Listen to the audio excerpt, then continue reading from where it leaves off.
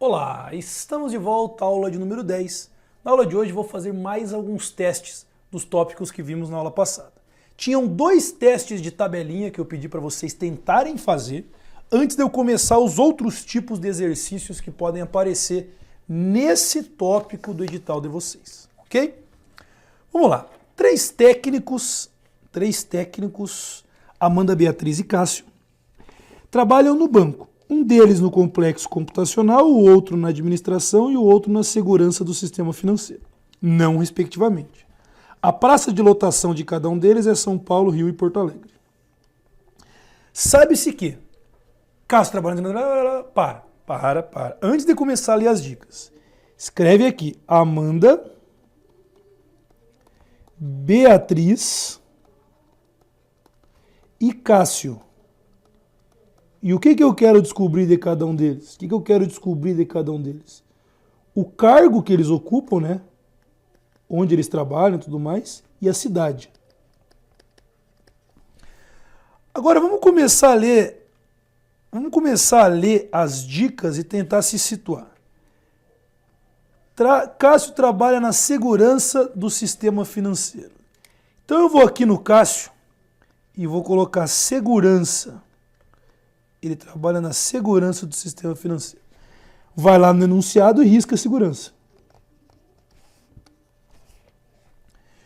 Segunda dica, o que está lotado em São Paulo trabalha na administração. Eu não sei quem está em São Paulo, então eu vou pular a segunda dica e vou para a terceira. Amanda não está em Porto Alegre e não trabalha na administração. Peraí. Se a Amanda não trabalha na administração, no sistema financeiro ela também não trabalha, porque já está o Cássio. O que sobrou para Amanda? O complexo computacional. O complexo computacional sobrou para Amanda. Automaticamente, a administração sobrou para Beatriz. E a Amanda não está em Porto Alegre. Eu não sei o que fazer com isso aqui. Mas agora volta na dica anterior. O que está em São Paulo trabalha na administração. Então, a Beatriz trabalha na administração, então ela está em São Paulo. E São Paulo já era, galera. Agora volta na última dica. Amanda não está em Porto Alegre. Se ela não está em Porto Alegre e São Paulo já está com a Beatriz, só sobrou o Rio de Janeiro para Amanda. E automaticamente sobra Porto Alegre para o Cássio. Pronto. Qual que é a pergunta que ele vai fazer? Quem trabalha no complexo computacional... Peraí, não. São Paulo e complexo computacional. Quem está em São Paulo? A Beatriz. Quem está no complexo computacional? A Amanda. Beatriz e Amanda nessa ordem. Beatriz e Amanda nessa ordem. Vou lá e marco letra D. Então tá aí. Talvez vocês tenham tentado fazer em casa, talvez tenham conseguido, talvez tenham travado em algum lugar, e para quem travou, eu espero que eu tenha conseguido esclarecer todas as dúvidas. Último. Prometo que é o último de tabelinha. Último exercício de tabelinha. Exercício de número 16 do material de vocês. Vamos embora.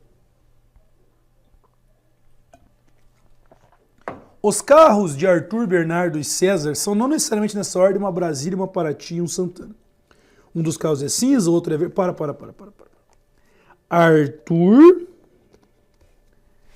Arthur, Bernardo e César.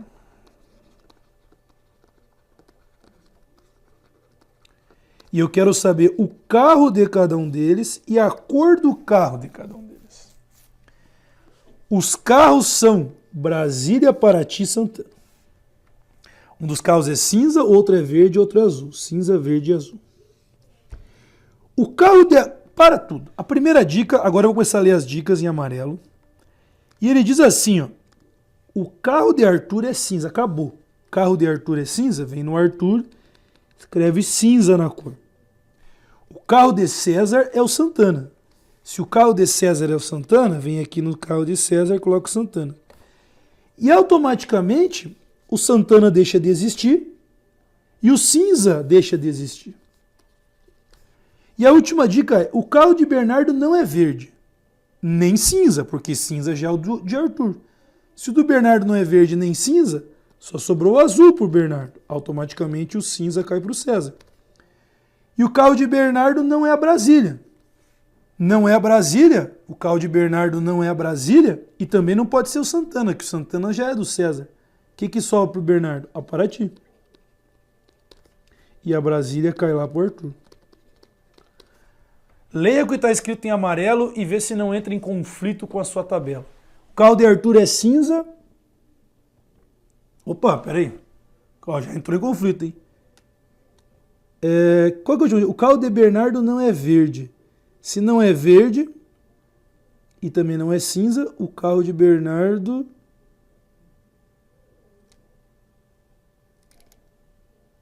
O carro de Bernardo não é verde. Também não é cinza, então ele é azul. Automaticamente o que sobrou foi o verde. Desculpe. Vamos ler as dicas de novo. O carro de Arthur é cinza. Ó. O carro de Arthur é cinza. Meu Deus, cara, o que eu fiz aqui? Ah, eu comecei colocando errado. Meu Deus do céu. Desculpa, pessoal. Desculpa. De vez em quando eu passo pelos momentos de loucura aqui nos estúdios do Aprova Concurso. Pelo amor de Deus, hein? O carro de Arthur é cinza. Vem aqui no Arthur e coloca cinza. O carro de César é o Santana. Vem no César e coloca o Santana. O carro de Bernardo não é nem verde, nem a Brasília. Se o carro de Bernardo não é verde, só sobra o azul para o Bernardo. Obviamente que o verde vai lá embaixo. Se o carro de Bernardo não é a Brasília, também não é o Santana. O que sobra para o Bernardo? A Paraty. E automaticamente a Brasília sobra lá em cima. Me desculpem, hein? O carro de Arthur é cinza, agora tá certo. O carro de César é o Santana, agora tá certo.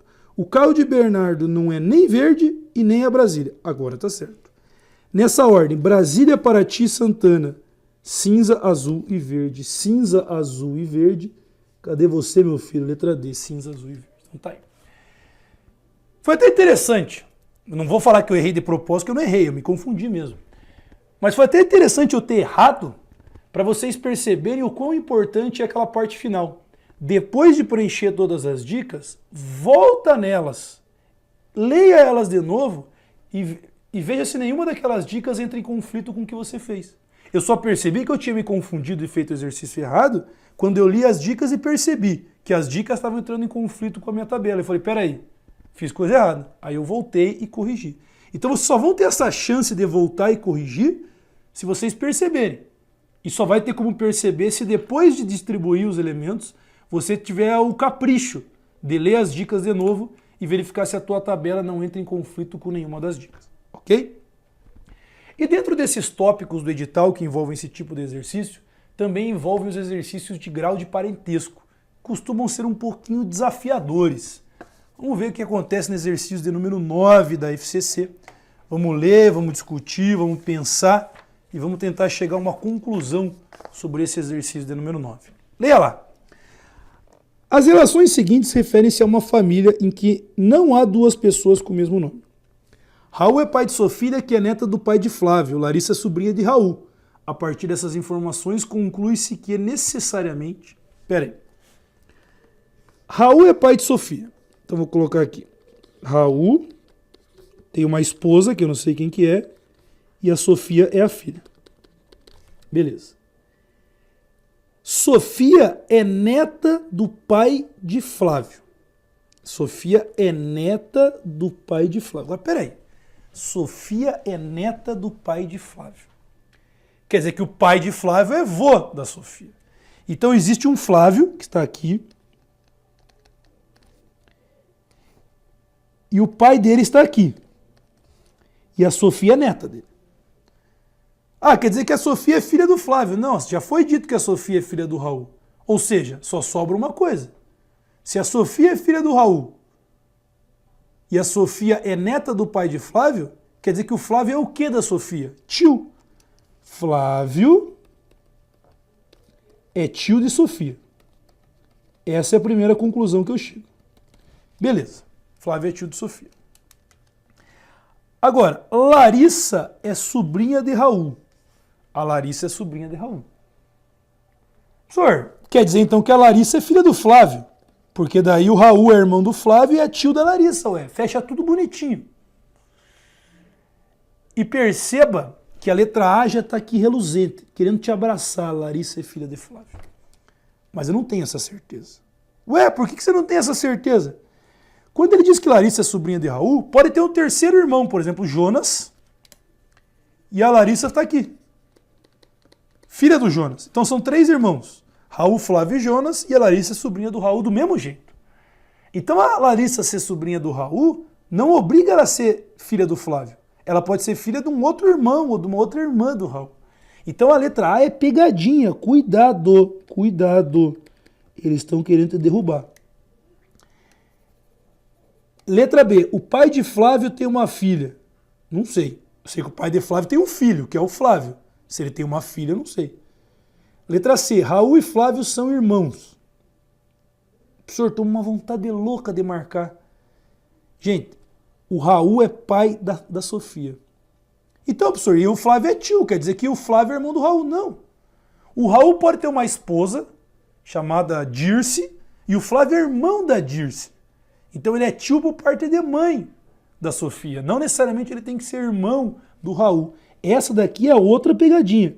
Outro lugar onde eles tentam derrubar. Não necessariamente o Raul e o Flávio são irmãos. Beleza? Letra D. Flávio é tio de Larissa. Flávio é tio de Larissa. Não necessariamente. A Larissa pode ser filha do Flávio, é um jeito. Ou a Larissa pode ser filha do outro irmão, Jonas. É outro jeito. Eu não tenho a garantia que a Larissa nem é filha, nem é sobrinha do Flávio. Eu não tenho nenhuma dessas duas garantias. Então a letra D é lixo. E a letra E é aquela conclusão que a gente tirou primeiro. Flávio é tio de Sofia, ou seja, Sofia é sobrinha de Flávio. Vou lá e marco letra E. Então esses exercícios que envolvem a análise dos graus de parentesco, normalmente eles tentam colocar várias pegadinhas, várias coisas no enunciado que tem tudo para ser verdade, mas tem uma exceção que faz com que elas não sejam verdade. Então cuidado com esse tipo de exercício. E falando nesse tipo de exercício, vou fazer mais um para ver se vocês ficaram firmes. Quem quiser pausar e tentar fazer sozinho é interessante. É um exercício importante de vocês pensarem a respeito. Marcelo é avô paterno de Marcílio. Marcílio é filho de Marcos. Marcos é avô paterno de Mário. Com respeito a essas informações, é possível garantir que... Calma. Quando Marcelo é avô paterno de Marcílio e Marcílio é filho de Marcos, quer dizer, existe o Marcelo, tem a esposa dele. Tiveram um filho, Marcos. Tem a esposa dele. Tiveram um filho, Marcílio. Marcelo é avô paterno de Marcílio. Então, por parte de pai, o Marcelo é avô de Marcílio. E Marcílio é filho de Marcos. Beleza. Até aqui tá tudo lindo. Agora ele diz que Marcos é avô de Mário. Quando ele diz que Marcos é avô de Mário, você já pensa, professor, Marcílio casou, teve um filho, Mário, e o Marcos é avô de Mário. Pronto. Acabou o exercício. E aí você lá, olha a letra A. Marcos é neto de Marcelo? Absurdo. Falso. Letra B. Marcos é filho de Marcelo? Beleza. Aí você marca a letra B. Letra C. Marcílio é irmão de Mário? Não. Falso. Letra D. Mário é filho de Marcílio? Opa, professor, letra D é certa também. Aí você chega nesse complexo mental. Será que é letra B ou será que é letra D? Olha para essa informação. Marcos é avô paterno de Mar. Quando ele diz que Marcos é avô de Mário, você foi lá e colocou que o Mário é filho do Marcílio. Mas peraí. Não tem uma outra opção? O Marcos não pode ter tido um outro filho, o Tadeu? E o Mário ser filho do Tadeu? E o Marcos continuar sendo vô do Mário? Quando ele diz que Mário é filho de Marcílio, é mentira a letra D. O Mário também pode ser sobrinho do Marcílio. Ele não é obrigado a ser filho do Marcílio. O Marcos pode ser avô do Mário, só que ao invés de ser via Marcílio, pode ser via outro filho. Então a pegadinha está nessa letra D. É claro que boa parte das vezes o aluno acaba marcando a letra B e nem cai na pegadinha da letra D. Agora, se ele for ler as outras para conferir, ele vai perceber que uma das duas tem que ser falsa. Ah, portanto, melhor nem ler, né? Ô, cabeção, vai que a letra B e a D tivesse invertida. Aí se ia marcar, já ia estar errado. Então cuidado com esse tipo de filosofia. Cuidado com esse tipo de raciocínio que às vezes nos leva a cair em situações um tanto quanto complicadas. Beleza? Então pratiquem, esses são os exercícios de grau de parentesco. Tem um outro tipo de exercício que pode cair, que que são os exercícios de verdades e mentiras. Saber quem está falando a verdade, saber quem está falando a mentira. É o que acontece nesse exercício que eu vou abraçar com vocês nesse exato momento. Exercício de número 26 da apostila. Vamos embora. Alice, Beatriz, Célia e Dora apostaram uma corrida. Alice disse, Célia ganhou, Beatriz chegou em segundo. Beatriz disse, Célia chegou em segundo, Dora em terceiro. Célia disse, Dora foi a última e Alice a segunda. Cada uma das meninas disse uma verdade e uma mentira. Assim. Então não é tudo o que está escrito aí que é verdade. Em cada uma das frases em amarelo, metade é verdade e metade é mentira. E daí? Como é que eu faço para descobrir quem foi a primeira colocada, quem foi a segunda, quem foi a terceira e quem foi a quarta? Entramos agora no mundo das questões de verdades e mentiras. O que eu faço? O que eu faço? Quando eu olho para a primeira frase, Célia ganhou e Beatriz chegou em segundo. Uma dessas duas coisas é verdade e a outra é mentira. Se Célia ganhou for verdade, Beatriz chegou em segundo é mentira. Se Beatriz chegou em segundo for verdade, Célia ganhou é mentira. Uma dessas duas coisas é verdade. Como é que eu resolvo o exercício de verdade ou mentira? Quando você não sabe qual é a verdade e qual é a mentira, você escolhe uma para ser verdade e vai fazendo. No chute mesmo. Se você escolheu a errada para ser verdade, no meio do seu raciocínio vai chegar num conflito. Aí você vai perceber esse conflito, voltar e fazer de novo. Por exemplo, eu vou acreditar isso daqui, ó. Beatriz chegou em segundo. Quer dizer que Beatriz chegou em segundo e Célia ganhou é mentira. Então vou colocar a Beatriz em segundo. Vai para a linha de baixo. Qual que é a verdade e qual que é mentira? Célia ganhou em segundo e Dora em terceiro. A Célia não pode ficar em segundo, porque a Beatriz já está lá. Então a Dora em terceiro que é verdade. Agora vai para a última. A última diz Dora foi a última. Não pode, professor, porque a Dora já está em terceiro. Alice é segunda. Também não pode, porque a Beatriz já está em segundo. Ah, chegamos num conflito. Por que a gente chegou num conflito? Lá atrás, onde eu escolhi qual que era a verdadeira e qual que era a falsa, eu escolhi errado. Então volta lá atrás.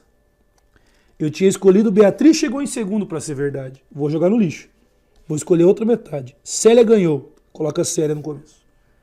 Segunda frase. Célia em segundo e Dora em terceiro. Célia em segundo não pode, porque a Célia já está lá. Vou assumir Dora em terceiro. Última frase. Dora foi a última, Alice a segunda. Dora em último não pode, porque a Dora já está em terceiro. Alice a segunda pode. Coloca a Alice em segundo e a Beatriz sobra por perfeito. Perfeito. Letra A, Célia em último lugar, não. Letra B, Dora foi primeiro, não. Letra C, Beatriz em primeiro, não. Letra D, Célia a primeira, Beatriz a última. Perfeito. Então essa é a grande alma. Essa é a grande alma e essa é a grande essência sobre exercícios de verdades e mentiras. Você não sabe o que é verdade, você não sabe o que é mentira? Escolhe uma para ser verdade e as outras todas são falsas. E vai fazendo. Se chegar num impasse, se chegar numa contradição, é que naquele momento que você escolheu uma para ser verdade, você se equivocou. Volta e escolhe outra. E é exatamente esse conceito que foi cobrado pela FUMARC, que é a nossa banca, numa prova de 2010. Vamos ler, vamos fazer juntos. Heloísa, Bernardo e Antônio são 3 crianças. Uma delas tem 12, 10 e 8 anos. Então, peraí.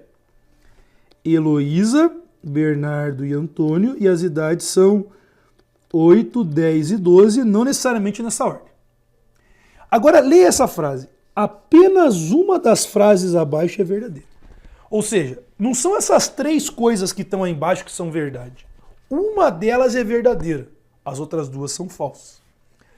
Se você está copiando o que eu estou fazendo, não copie agora, que eu vou fazer os meus testes. Professor, qual que é verdadeira? A primeira, a segunda ou a terceira? Não sei. Vou supor que a primeira é verdadeira. Se eu supor que a primeira é verdadeira, as outras 2 vão ser falsas.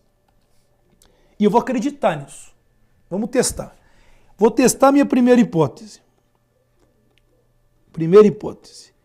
Finge que a primeira é verdadeira. Bernardo tem 10 anos. Acabou. Bernardo tem 10 anos. Ou seja, acabou o Bernardo, acabou 10 anos.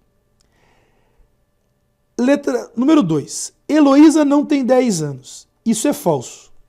Se uma pessoa mentirosa, uma pessoa falsa, te diz que Heloísa não tem 10 anos, você para e pensa, peraí, essa pessoa é mentirosa. Se o mentiroso me diz que ela não tem 10 anos, o que você conclui? Ah, professor, se a pessoa mentirosa disser que ela não tem 10 anos, eu vou crer que ela tem 10 anos. Então Heloísa tem 10 anos. Ixi, deu problema. Porque o 10 do Bernardo e o 10 da Heloísa. Não pode os dois terem 10. Então a primeira hipótese caiu fora. A primeira hipótese, onde eu considero a primeira verdadeira e as outras duas falsas, caiu fora. Vamos apagar e vamos uma nova chance pra gente. Agora eu vou considerar que a do meio é verdadeira. E as outras duas são falsas. Isso eu vou chamar de segunda hipótese. Se a do meio é verdadeira, eu vou acreditar. Heloísa não tem 10 anos. Tá bom, acredito. Se ela não tem 10, ela tem que ter 8 ou 12. Beleza. Tô acreditando nisso daqui. Vai para 3. Antônio não tem 12. Só que quem está falando isso é um mentiroso. Se o mentiroso falar que Antônio não tem 12, você vai falar, esse cara está mentindo. Antônio tem 12. E se Antônio tem 12, corta o 12 da Heloísa, Heloísa tem 8. Perfeito até aqui. E aí, professor, fechou. Bernardo tem 10. Fechou. Mas peraí. Bernardo tem 10 é uma frase de um mentiroso. Se o mentiroso diz que ele tem 10, a conclusão é que ele não tem 10. Bernardo não tem 10, porque o mentiroso diz que ele tinha 10. Quer dizer que ele tem 8 ou 12. Mas ele não pode ter nem 8 nem 12, porque essas idades já estão ocupadas. Segunda hipótese foi pro saco. Terceira hipótese. Terceira e última hipótese.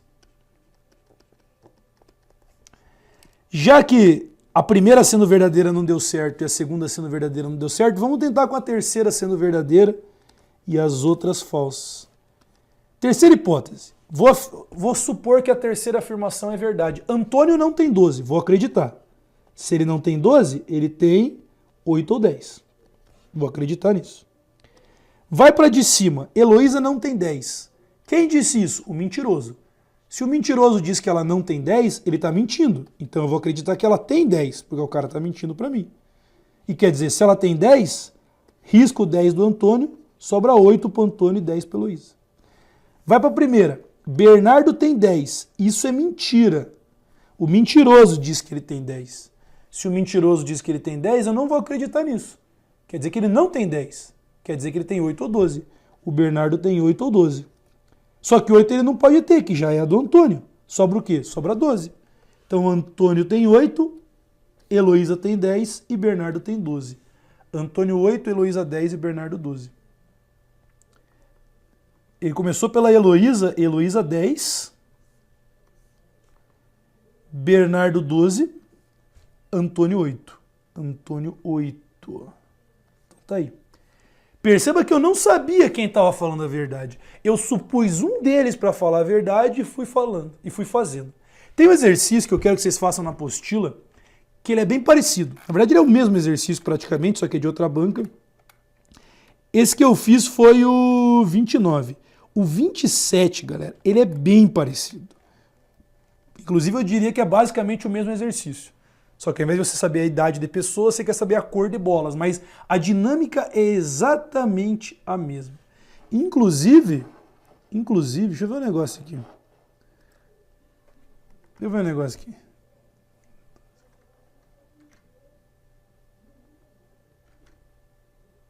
Galera, eu acabei de enxergar um negócio que é inacreditável. Olha para esse exercício 27. Ele fala de A, B e C. Em vez de A, B e C, troque pelos nomes. Que são Bernardo, Heloísa e Antônio. Então escreve aqui. Cadê eu quero escrever? Bernardo, Heloísa e Antônio no último. E as cores vermelha, vermelho e azul, pega as idades. 10, 10 e 12. 10, 10 e 12.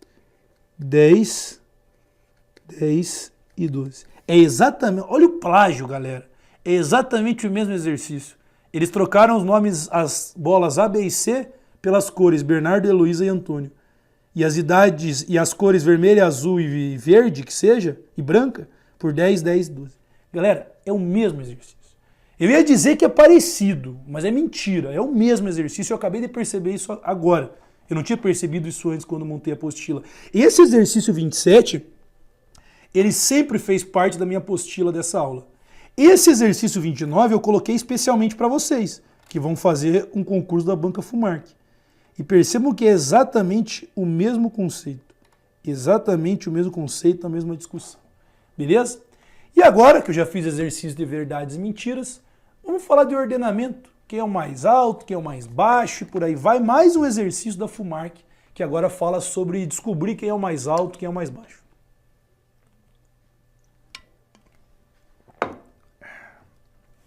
Os amigos Ananias, Henrique, Pedro e Tobias têm respectivamente as seguintes profissões: advogado, dentista, médico e professor. Respectivamente, ou seja, exatamente nessa ordem. Numa comparação, obteve-se que Henrique é maior que Pedro, Tobias é maior que Ananias, Pedro é maior que Tobias. Espera aí. Não vou nem fazer com desigualdades matemáticas, vou fazer com bonequinhos. Henrique é maior que Pedro. Então tá aqui o Henrique, ele é maior que Pedro. Tá aqui o Pedro. O Henrique é mais alto que o Pedro. Pedro é maior que o Tobias. Se o Henrique é maior que o Pedro é maior que o Tobias é mais baixinho, tá aqui o Tobias. E o Tobias é maior que o Ananias. Então tem um cara menor que o Tobias, o Ananias. Tá aqui. Então tá aqui. Exatamente nessa ordem. O que ele diz? Numa comparação, ele quer saber agora o que? O mais alto tá. Agora, pera aí. O Henrique é o segundo a aparecer. O Henrique é dentista.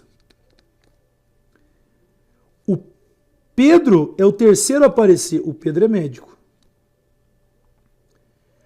O Tobias é o último a aparecer. O Tobias é professor. E o Ananias é o primeiro a aparecer. O Ananias é advogado.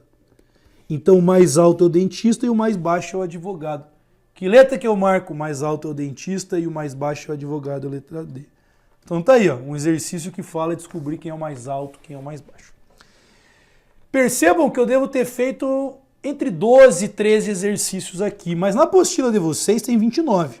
Ou seja, tem bastante coisa para vocês trabalharem em casa, parecidas com as coisas que a gente viu aqui. Na aula que vem, a gente ainda vai estar num conceito de raciocínio lógico que envolve problemas, mas vão ser problemas de outros tipos. Então eu gostaria que primeiro, dá uma revisada na aula 9 e 10, tenta refazer os exercícios que eu fiz, tenta fazer os que sobraram na apostila, e aí na aula que vem a gente começa a matéria nova, ok? Bons estudos para todo mundo e até a próxima aula. Tchau!